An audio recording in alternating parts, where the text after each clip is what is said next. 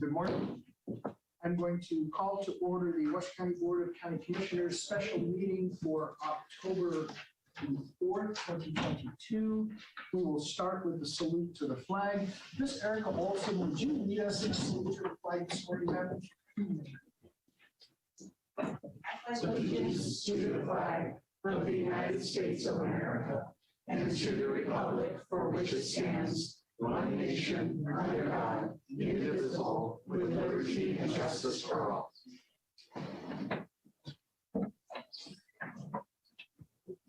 Have a roll call, please. Marvin Chair. Here. Lexis Vice Chair. Here. Lucy is absent. Lejeune is absent. Jean Herman. Here. County Manager Brown. Here. Deputy District Attorney Mary Penderis. Here. Jen Nelson. Thank you. Mr. Manager, will you take us into item number 3, public comment? Item 3 is public comment. Comment heard under this item will be limited to 3 minutes per person and may pertain to matters both on and off the commission agenda. The commission will also hear public comment during individual action items with comment to be limited to 3 minutes per person. Comments are to be made to the commission as a whole. Thank you, Mr. Manager. Madam Clerk, would you please call public comment? Right, George, we have everybody in the room, but I should have federally, that would be Okay. Right. We will close public comment, bring it back to the board. Mr. Manager, that takes us into item number 3. Item 4 is commissioners, county managers' announcements, reports, and updates to include boards and commissions updates, requests for information or topics for future agendas. Okay. Mr. Manager, do you have any such items? I do not, Mr. Chair. Commissioners. Okay, I have a couple of things. This will be for you, Mr. Solero. So when you get back to me on potentially putting speed bumps on Omni, especially south of Sky Ranch Boulevard, East Sky Ranch, it's a racetrack. It's kind of curvy, and so we need to make sure that people are abiding by the speed limit. Maybe we start with some trailers, but it'd be nice to do a speed study on that street. And then on Pyramid Highway, Mr. Solero, I know that this is NDOT's right of way, but David James and Robert Banks, the right ends, there's no deceleration lane whatsoever. The speed limit is 55 miles an hour through there. It's very crowded. It feels tight because they have currently put in a median down the middle of the road. So would you and Mr. Smith get back to me and talk to me about what we can possibly do and have conversations with NDOT with respect to those areas, because it's about speeds. Okay. Anyone else? Oh, you did shake something free. Okay, go ahead. I had the honor of representing Washoe County at the Nevada Water Innovation Institute 5-year anniversary. Thank you so much. And I told them that they should come back to the Board of County Commissioners so we could do a proclamation for them. And I just wanted to make sure we got that on the radar. It was such a great celebration, and I think we have really bright opportunities ahead. And I think Dwayne and Dave for also being in attendance from Washoe County. No, thank you for that, and thank you for covering for me. I was at NATO, and so that's but thank you. It was a great event. I'm very proud also of the work that Water Innovation Institute is doing, and they are literally leading the nation on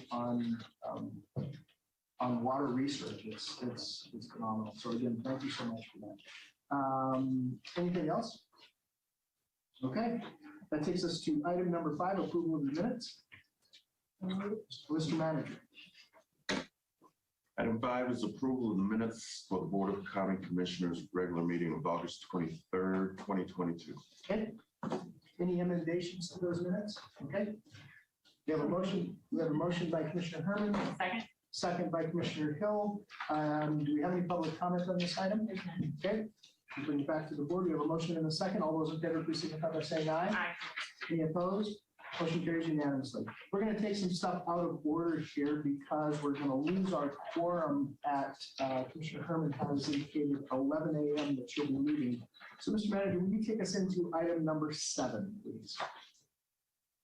comments. Item 7 is BCC governance. And item 7A is a recommendation for discussion and possible action in regards to the appointment and/or reappointment of commissioners to boards and commissions, alteration of terms of service on boards and commissions where legally permissible, and such other action as the Board of Commissioners may desire to take in regards to those administrative matters. Boards and commissions for which possible changes to appointments could be made under this item include all of the boards and commissions listed at the end of the agenda as the various boards and commissions that commissioners may be members of or liaisons to. Okay, Mr. Manager. So this is going to be relatively short. This is only about me. Commissioner Hill, Edon, I think that you're much better fitted, as it were, for Edon because of the homeless stuff and that stuff. So if you'd like, I'd like to give you my Edon board. Thank you, Mr. Chairman. I would love that. Okay. Also, because I serve as chair on here, the fire board, Helmwa, Western Regional Water, the Flood Management Authority, the Investment Committee.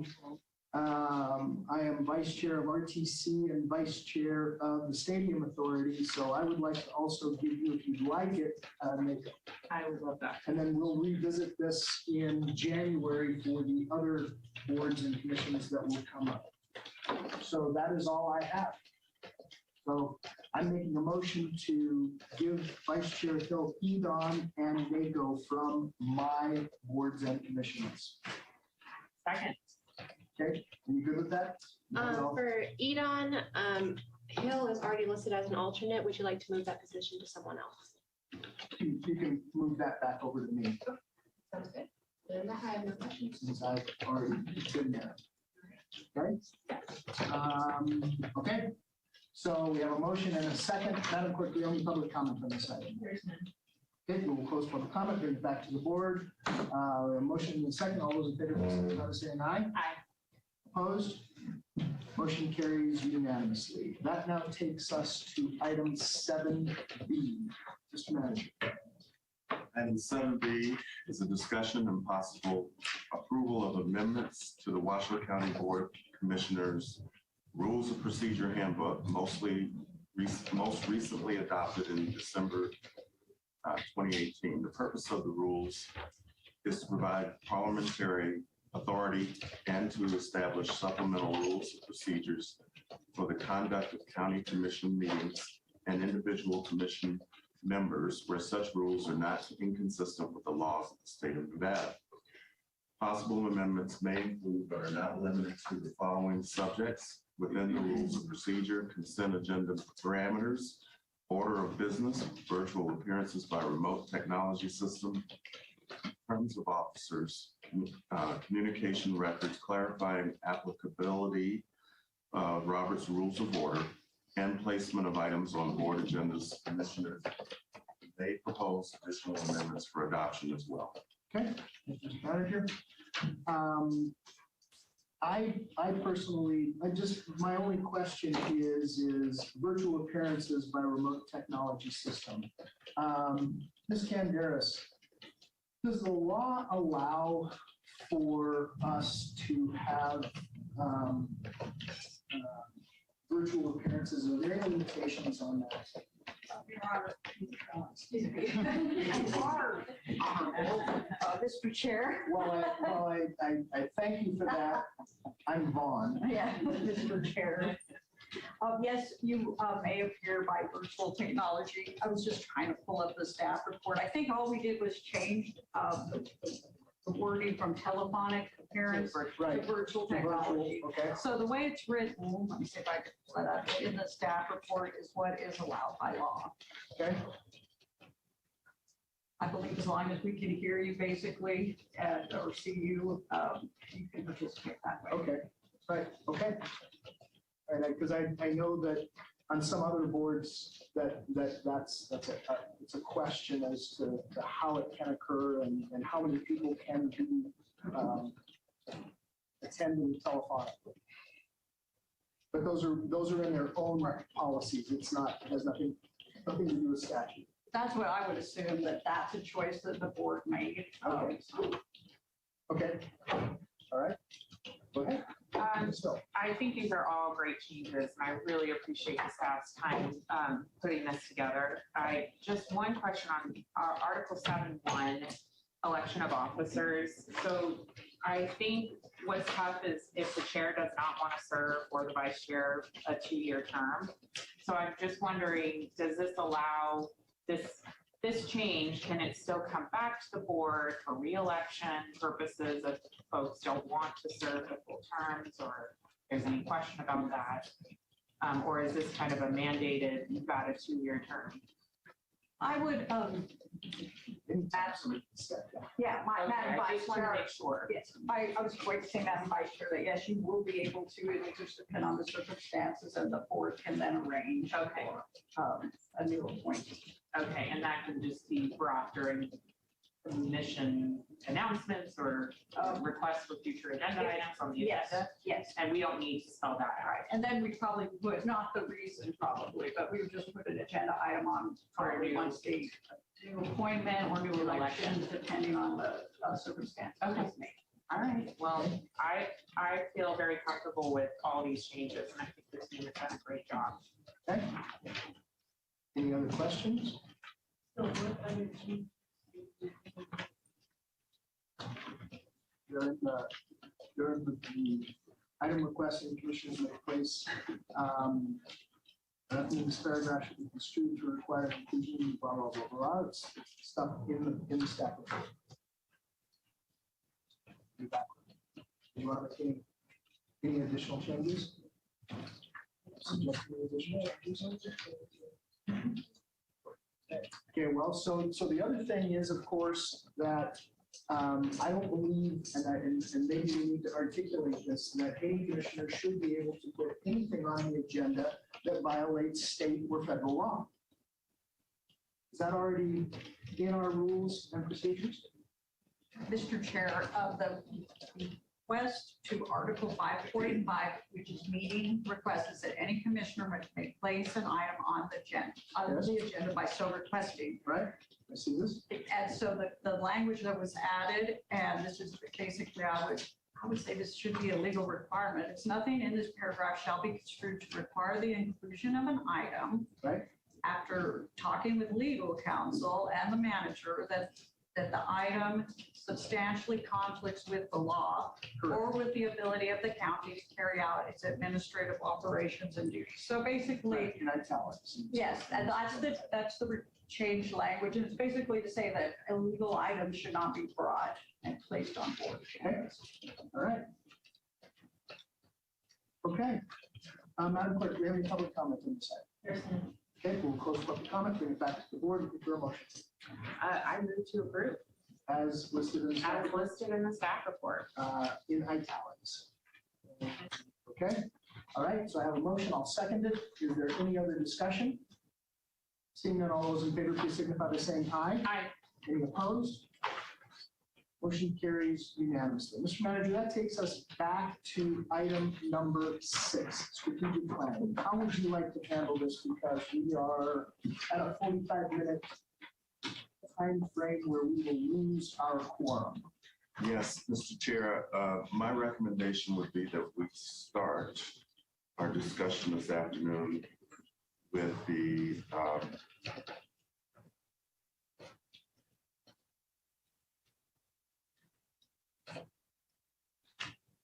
well, I should probably read the item. Go ahead, yeah, go ahead. Yeah, read us into the item. Yeah, no, I apologize. Take us into the item and then tell me what you'd like, what you think we can accomplish, or maybe Ms. Olson, tell me what you think we can accomplish in a 45-minute time frame before we lose a quorum where it just becomes a conversation at that point. Yes, sir. Okay. So, Mr. Manager, take us into the item first and then. One second, Mr. Chair. We need to go back to boards and committees for. All right, hold on just a second. We're going to open up item 7A again. What's the problem? My apologies on that. There was one other item. There is a new board that has amended the bylaws to allow for a commissioner appointment. This board is the Trust and North Holland Transportation Management Association Board, and I believe Commissioner Hill would prefer to be the appointment for that, so I just wanted to make sure that. Yeah, big bag of duh. Just needed your word on that. Okay, all right. All right. Okay, hold on just a second. All right, so I'll make the motion that we appoint Commissioner Hill. I'm looking for a second. Madam Clerk, we have public comment on this newly opened board. Okay, we'll close that. We have a motion and a second. We have a discussion. Seeing none, all those in favor, please signify by saying aye. Aye. Any opposed? Motion carries unanimously. I'll take your silence as being an affirmation. Okay. All right, Mr. Manager, let's take us back now to item number 6. Okay, item 6 is strategic planning discussion. Purpose of the strategic planning workshop is to discuss and possibly give direction regarding strategic objectives for the current fiscal year 2022 and possible fiscal year 2023 objectives of the Washoe County Commission, which may include but not be limited to review, discussion, and possible direction to staff regarding 6A, which is fiscal sustainability. Presentation on the financial activities highlights goals and initiatives for Washoe County in concert with sustainability and delivery of regional services. Item 6B is economic impacts, presentation on the impacts of FY23 budget on the infrastructure scorecard of Washoe County owned assets and discussion to solicit direction on next steps for Washoe County related to climate resilience and strategic work that allows Washoe County to become a resilient county that takes a holistic approach to resilience, examining social and economic resilience, sustainability, and disaster management. Item 6C is innovative services, presentation of FY22 accomplishments, FY23 goal, milestones, discussion and update on Washoe County's Future of Work initiative. Item 6D is vulnerable populations, presentation and status update of strategic initiatives, including a regional approach within the community growth, within programming and housing, and determining the approach for the ongoing and future funding requirements. And we have Erica Olson here with us today, Mr. Chair. And given our short time frame, I would point out a couple of things. Number one, as far as vulnerable populations, the commission is going to receive a presentation from our Home Services Group at an upcoming BCC meeting. So with that in mind, I might suggest that we not do that one today. As for the two that I think we would want to spend time on today, number one would be 6C, which is innovative services. That has to do with the Future of Work initiative. I think that discussion can be held safely within the time we have available. And if there is additional time, what do you think, Erica? Well, I think that the group has decided that environmental sustainability is an important topic, but it's more than the time we have allotted. And a suggestion you might make is to pick that up in the January workshop, so we don't rush through that. So if we have additional time, would we want to do it? Work our objects within economic impacts, which is an update from the last retreat as well. So those two topics are about 20 minutes or so. Okay, perfect. So we are going to lose Commissioner Herman at, she's indicated at 11 o'clock. So which item would you rather take first, A or C? The Future of Work. C. C, all right. So let's go ahead and open up item 6C. And the floor is yours. So with that, the innovative services team come and give us the update. Again, as Elizabeth is coming up here, the intention is just to give you a quick update on what's happening within the goal area and do a deep dive in one of the specific initiatives. In this case, the group's just going to focus on doing a deep dive in the initiative, which is future. So,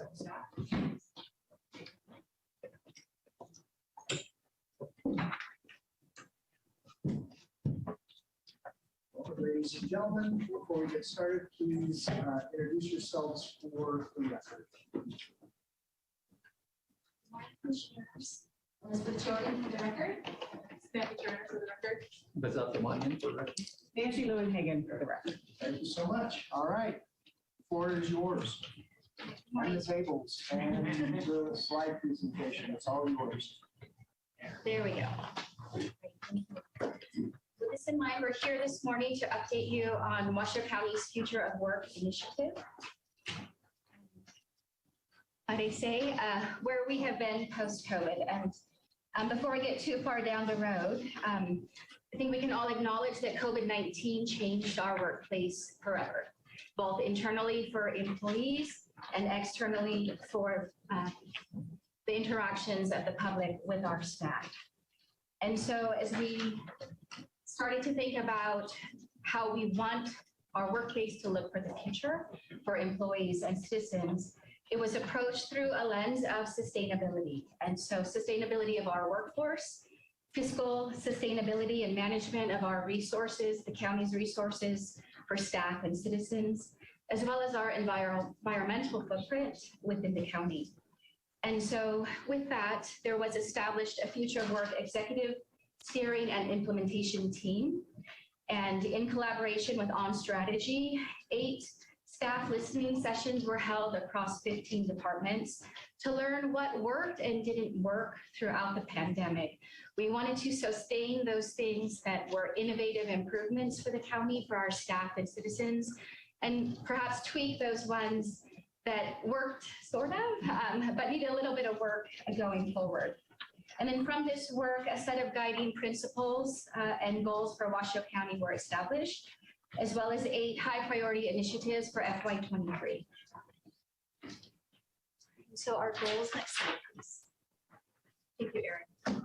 Our goals, we have 5 goals that were established through this.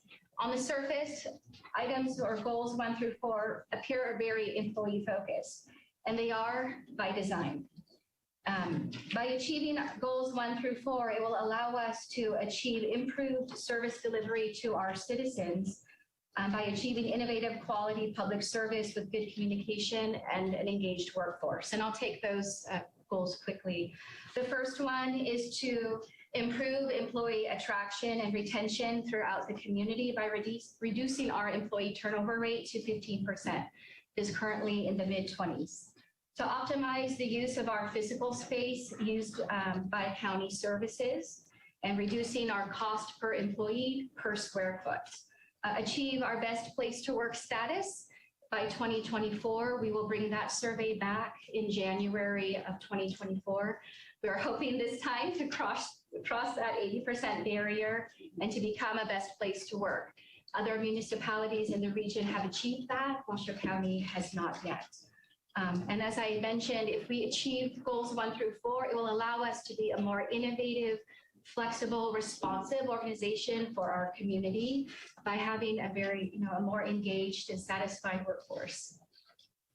Next slide, please.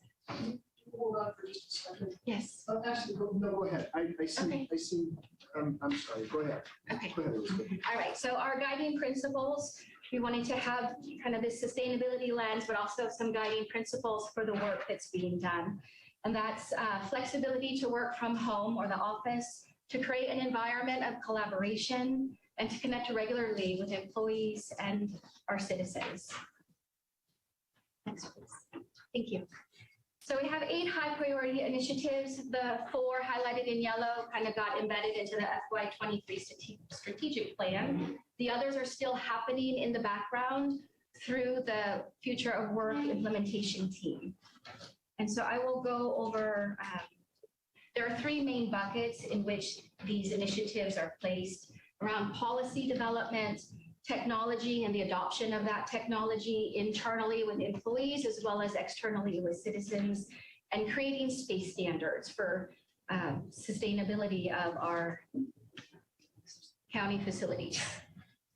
I think we can go on to the next one. If there are questions, we can go back to those 8 initiatives in depth. I do have a question. Okay. So one of the things that concerns me, and I've encountered this more now than I have ever in my life, and that is interaction, where you need to have there's some function that is required, but yet I don't get to talk to an actual person. The state is notorious for this. They're notorious for it, and I'm not afraid to say it. And the U.S. government, no different. I mean, try to call the IRS. Try to get an appointment with the IRS, and I'm not joking. They made a mistake on my tax return, and it took my wife, God bless her, I'm not going to do this, but it's frustrating because we used to be able to go down to the office with all of our paperwork and say, hey, here's the problem. Let me show you what I have. Here's what you guys are claiming the problem is. Tell me what do I need to do to solve this problem? What I want to make sure of is that Washoe County doesn't get into this scenario of a remote workforce where customers cannot engage with a county employee easily and physically lay things on the counter and say, this is the problem, here's where I need your help. Understood. And I believe that is, everyone is being mindful of that as we develop policy, as we go forward with flexibility in the workforce. So departments have hybrid schedules, but they make sure that they have staffing available in the office. One of the initiatives, number 5, is to publish the expectations. How is each department working? What can a member of the public or an internal staff member expect from any particular department on any given day? And to clearly have that stated at the office, on the websites. So we are mindful of that. There are technology developments that are in process. Please, I can speak to some of those. But you want to go through? Okay. Nancy Lowenhagen, for the record, I do appreciate this feedback as well. I do want to tell you, Chair and Commission, about Washoe 311. We do pride ourselves on the, we don't always answer the phone, but very often when the public calls Washoe 311, the response is, I can't believe I have a person to talk to. We are this week expanding to 4 people, and we also go over to Crisis Support Services of Nevada.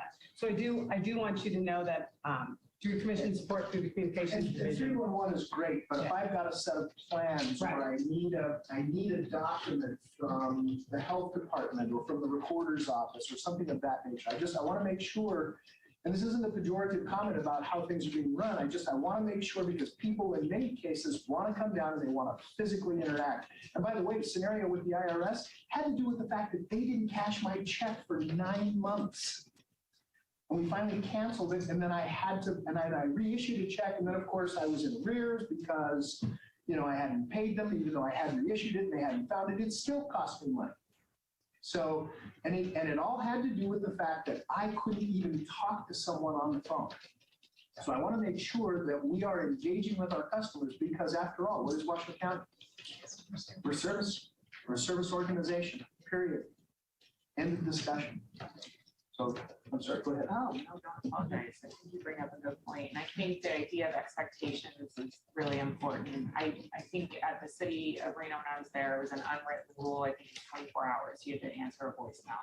But it would be good if it was like a written rule and we all had the same. I don't know if 24 hours is appropriate or if there needs to be a different time. But so I can tell customers, because of course, folks come to us when they're frustrated, even if maybe it's only been, a day, and exactly, and they want that immediate response, because we get an Amazon package same day, we get to download a song same day, so we have these weird expectations now that every service provider should be like that. But making sure that I can say, well, our rule is that staff have this many hours to get back to you, and we check our voicemails this many times during the day. I don't know if that would be helpful for me, just so I wouldn't go straight to the department head, because I don't think that that's an appropriate use of the department head's time, when it may be overinflated by the customer, or, the expectations aren't set by the employee. Yeah, the top-down approach, first thing, is not always the best solution to the problem. So we are mindful of that in our policy development. We are looking at the timelines for response as part of those expectations, as well as by department. Departments are analyzing their staff and what positions cannot be remote or hybrid, which ones do need to be staffed in the office regularly. So that is. And let's just make sure that this is very clear. I have no issue with remote or hybrid. There's a lot of things that people can do as long as they're not sensitive sort of things where they have to be, in the county's server, deep, where there could be some technological challenges or chinks, as it were. Notwithstanding that, I have no issue. I mean, happy employees they can be very, very productive from home. Because then they don't have childcare issues, or, there's just so many other things. I get up many times at 4 or 5 o'clock in the morning and I respond to emails because that's a good time for me. There's nothing else going on around the house. There's no TV playing in the background. There's, it's a convenient time for me to respond. So I completely understand and I encourage that, but I don't know how we delineate from those sort of frontline scenarios versus someone who can be more of a hybrid employee, and how do we make sure that the workload is actually being accomplished and the quality of the work is still on par. Eric, can you go to the next slide? Because your questions are addressed there under policy. Okay, go ahead. Thank you. We are going. So we're looking at those things as part of the flexible work policies. Also, performance management. It is a sub-bullet under the policy development on the full initiative slide. But the idea is to develop additional KPIs, more KPIs where they don't currently exist, in order to analyze and speak to productivity by data. To help with, is the work getting done?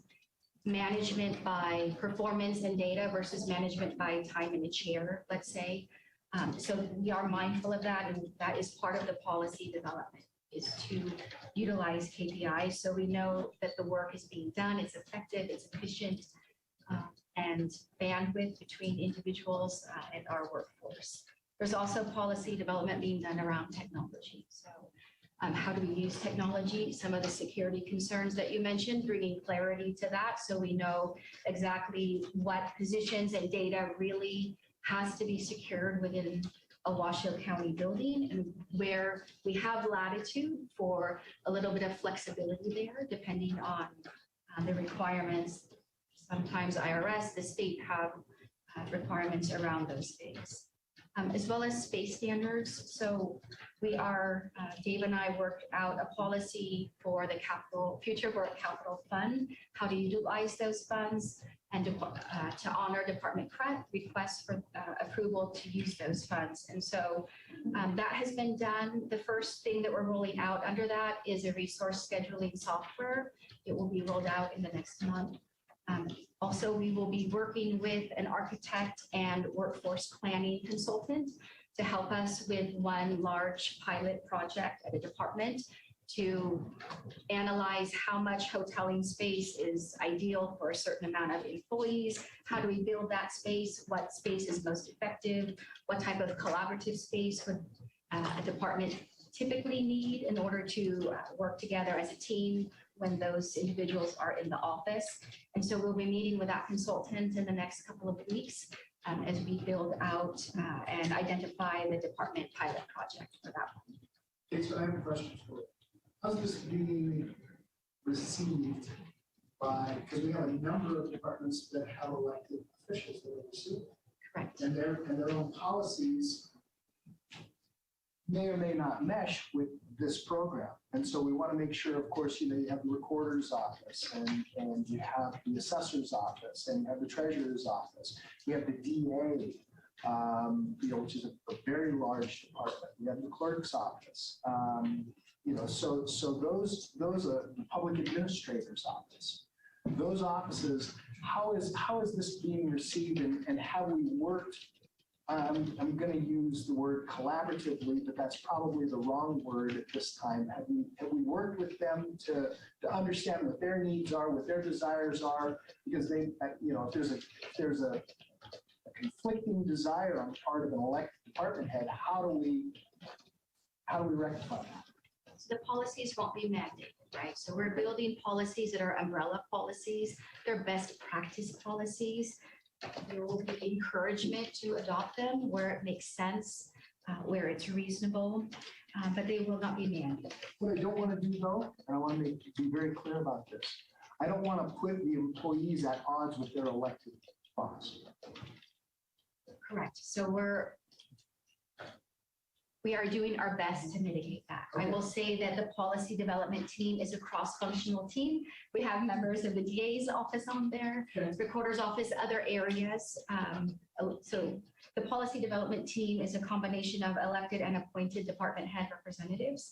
And so it is a collaborative effort. It is an effort that is reaching out and really trying to understand what are the little nuances to some of those departments that may make this work or not work for them. That's perfect. Yeah, just make them part of the process and say, hey, what will work for you? Because what I don't want to do is have an employee from one department who has an elected head say, well, this elected person wants us to do something different than what somebody in a non-elected department is allowed to do.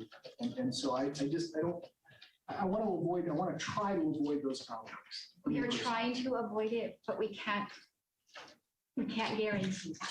So there may be job hopping between departments if there is a department with a department head who isn't open to adopting some of those flexible policies. And so, again, it goes back to encouragement, Yes. having the Yeah. umbrella, and they may learn at some point for the retention of their own staff. And I'm sure I'm bringing up things that you guys already talked about. I mean, this is,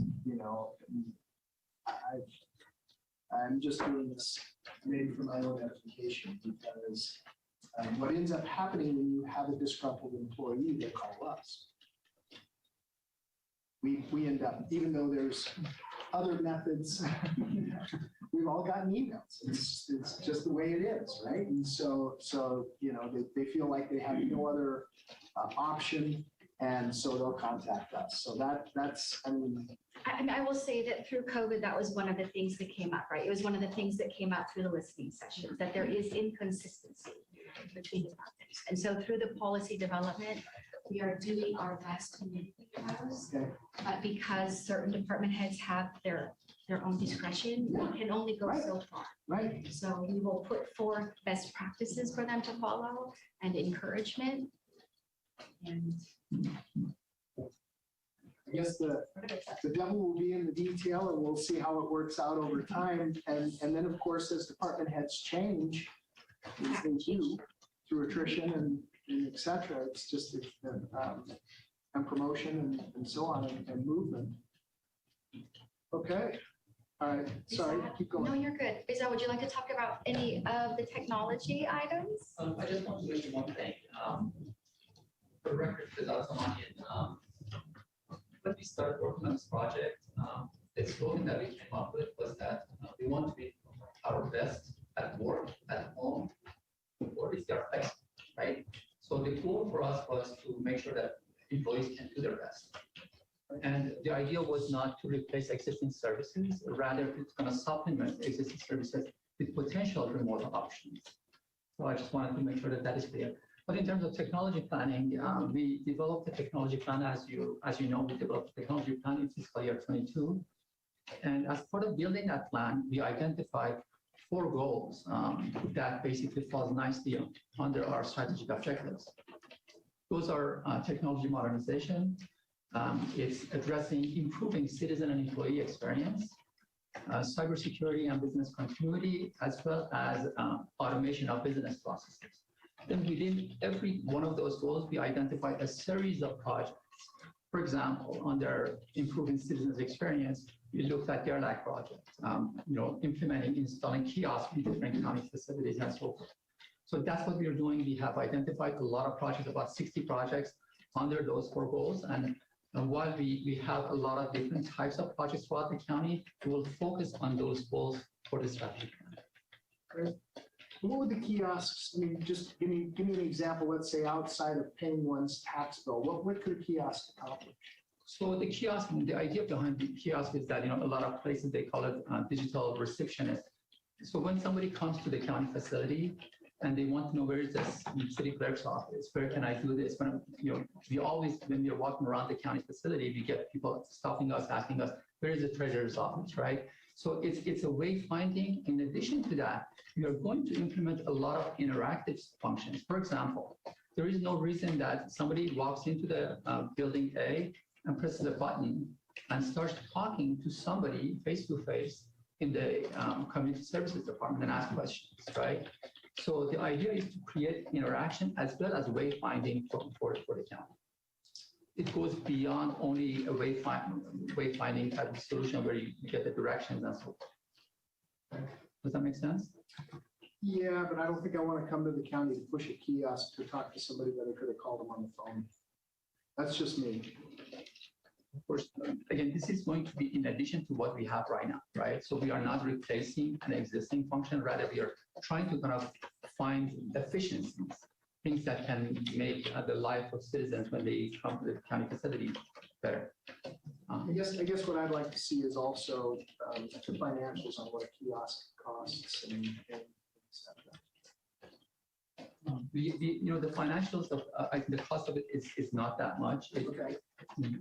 There are so many solutions out there. One example of it is that everybody's familiar with Zoom, right? Zoom has come up with a platform where you have a digital receptionist where you come over and you start talking to you have different departments. So where can I go? Where can I find this form, right? A lot of people come to our facilities for very simple questions, right? And the idea is to kind of provide better communication, whether it's through kiosks or through chatbots on the website. So, okay. But I used to love the kiosks that DMV had around town. Loved them. There was, about 90% of the functions that I had to do to take care of the kiosk. You can do most of those online now, save a few.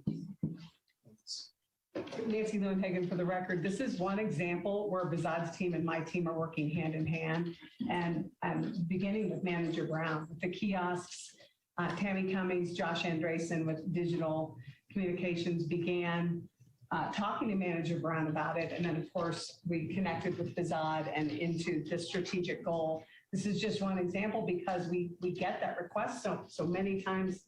People are looking where to go. It's not replacing anything because we're not doing anything right now. We have outdated boards and things that need to be removed that don't necessarily match up. Website's another example that we've been talking about where we're working on the citizen experience. It's the 21st century of the map you are here. Exactly. And Airport. And they have been, talking with vendors and being very mindful, but it is definitely a cross-functional between us and technology services. Okay. The common bit. Thank you. Interesting. Okay. Sorry, any other questions? Okay. What else? All right, That's the end of our presentation. all right, thank you. Okay. Not trying to beat you guys up, just, It's great dialogue. this is our- this is the first grasp at it. For at least me. Yes, go ahead. I think that this is an impressive employee run program, and I really appreciate everyone trying to meet our citizens where they're at, whether it's online, physically, on the phone. So looking forward to seeing the program move forward. Okay, Thank you so much. All right, that takes us back to item 6A. Yep, and Chair and County Manager, the suggestion would be that we reschedule that as we have 15 Oh, minutes. 6A, okay. We'll rest that's on the agenda as we have about 15 minutes, and that both infrastructure discussion as well as the environmental discussion are. Yeah, no, I thought we could get through 6A and 6C.